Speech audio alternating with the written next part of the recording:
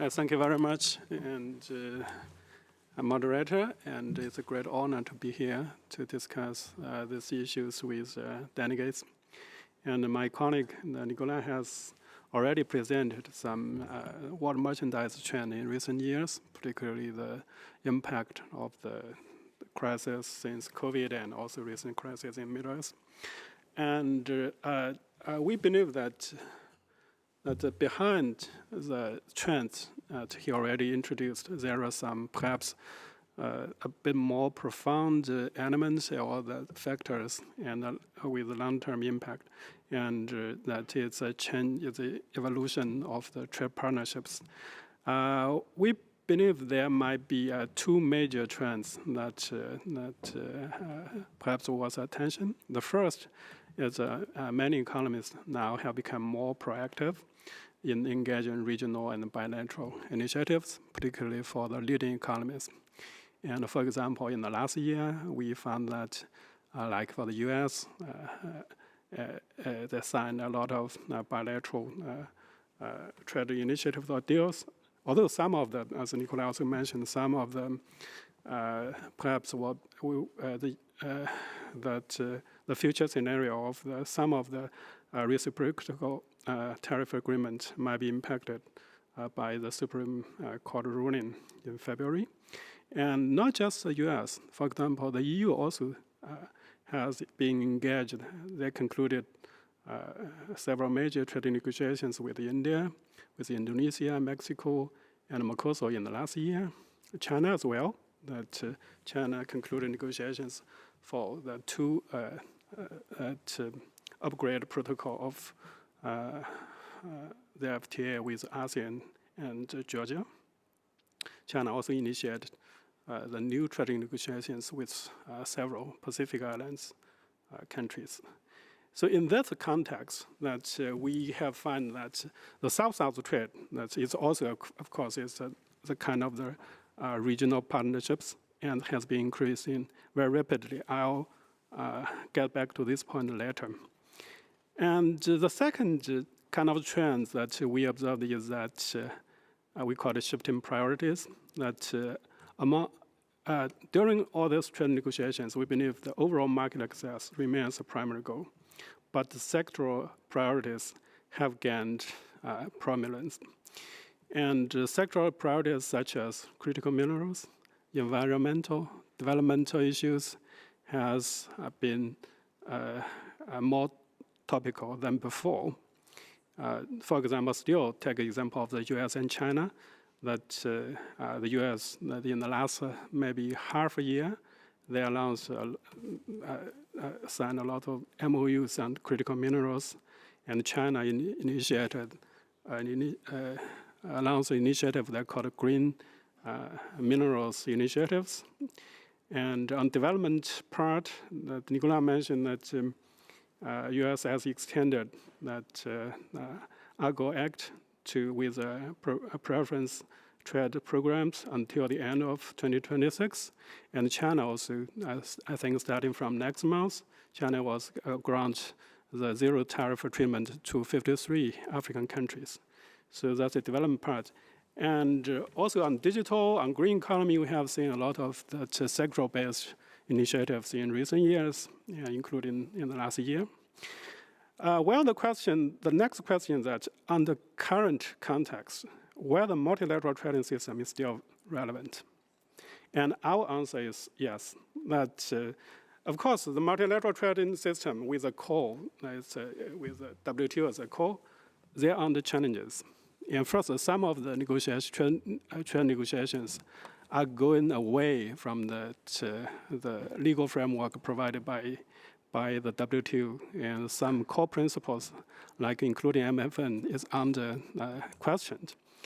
And also that we have seen that 2 weeks ago in MC14 in Yaoundé, that the WTO reform package was not adopted yet, and the members will come back to Geneva for further discussion. So yes, the system is under test, but we believe the MTS still is optimal that solution to the world economy, and particular to the global south, because it not only provides some, we call it special and differentiated treatments, but also the system provides the predictability, openness, and transparency to the world economy, which is quite important to the global south. This is some kind of the several key trends we observed in the recent evolution of trade partnerships. And now let me go a bit deeper on the South-South dimension. And first, that in the last 2 or 3 decades, the global South has been more important than before in international trade landscape. I put some comparison between North and South for merchandise trade and also the services trade. On the merchandise trade part, that the global South now equals about almost 90% of the global North on export side. On the import side is about 70 or 80%. And on services trade, global South still lagging behind, and it's a count that might be half that of the global North.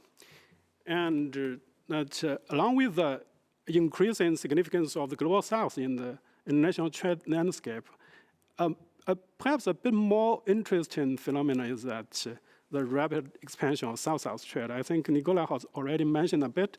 And just take a look at this figure.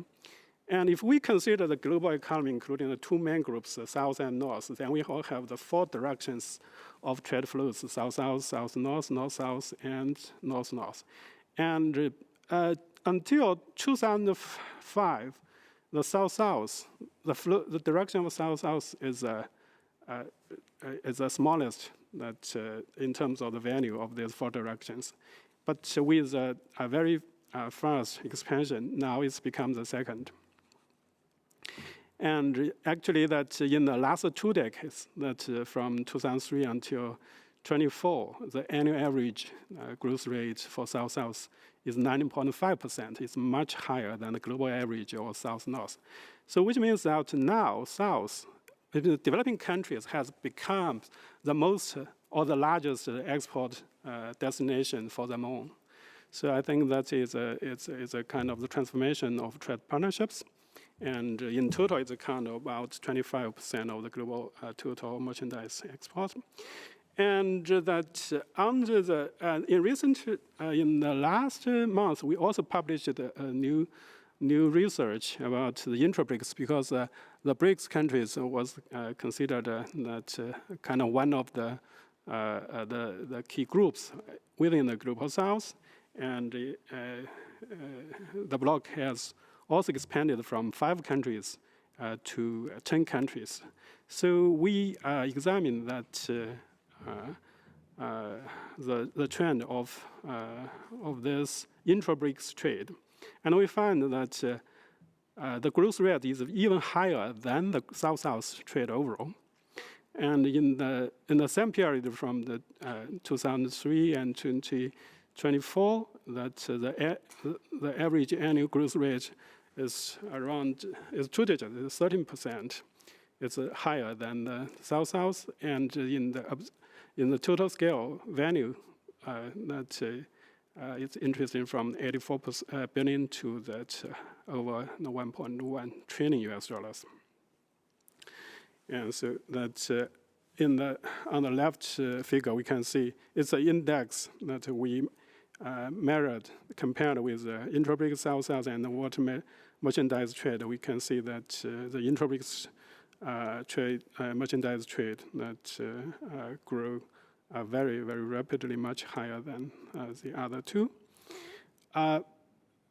Meanwhile, that the potential still is not fully untapped, because that the BRICS countries, that 10 countries, account about 27% of the global GDP, or that around 53 or 55% of the global South GDP.